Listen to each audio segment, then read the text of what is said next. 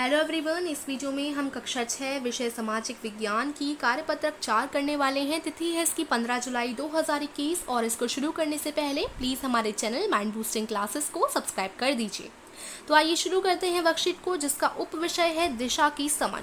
तो इस वर्कशीट में बेसिकली हम दिशाएं समझने वाले हैं, डायरेक्शन समझने वाले हैं। तो जैसे उपरोक्त चित्र के अनुसार सुबह सवेरे उठकर सूर्य की तरफ मुंह करके खड़े हो जाइए तथा नोट कीजिए। तो यहाँ पर बच्चा सुबह सवेरे उठा है और खड़ा हो गया है बीचों बीच सूर्य के सामने मुंह कर। तो इस तरीके से आपको खड़ा होना है सुबह उठकर, ठीक है। उसके बाद आपको क्या नोट करना है? दिशाएं नोट करनी है। आप जिस तरफ खड़े हैं, आपका जिस तरफ मुंह है वो कौन सी दिशा होगी? पूर्व दिशा, ठीक है। तो इस तरफ जहाँ पर सूर्य है वो है आपकी पूर्व दिशा, ठीक है। ये आपकी पूर्व हो गई। उसके बाद नेक्स्ट डायरेक्शन कौन सी है? नेक्स्ट आपकी पीठ, यहाँ पर आपकी पीठ है। ये वाली दिशा कौन सी है आपकी?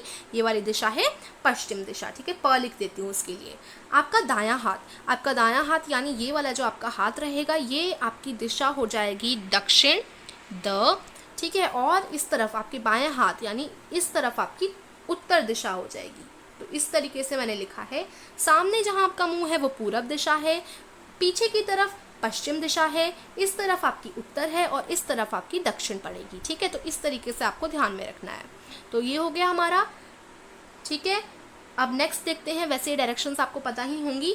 नेक्स्ट है, आप इसके अतिरिक्त भी दिशाएं होती हैं। चित्र संख्या 2 को ध्यान से देखिए। तो देखिए, हमने इतना तो हमें पता है कि उत्तर पूरब दक्षिण पश्चिम, ये दिशाएं तो हम सबको ही याद हैं, लेकिन इसके अलावा भी कई सारी दिशाएं होती हैं जिनको हम पढ़ेंगे। देखिए, मान लीजिए आप यहाँ इस चित्र में बीचों बीच खड़े हुए हैं, मान लीजिए, ठीक है।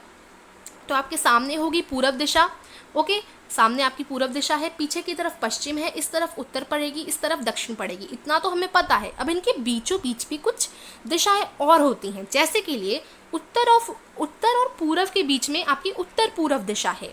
इसी प्रकार से उत्तर और पश्चिम के बीच में आपकी उत्तर पश्चिम दिशा है, ठीक है। और फिर दक्षिण और पूरब की तरफ, दक्षिण और पूरब के बीच में आपकी दक्षिण पूरब दिशा है और दक्षिण और पश्चिम के बीच में आपकी दक्षिण पश्चिम दिशा है, ठीक है।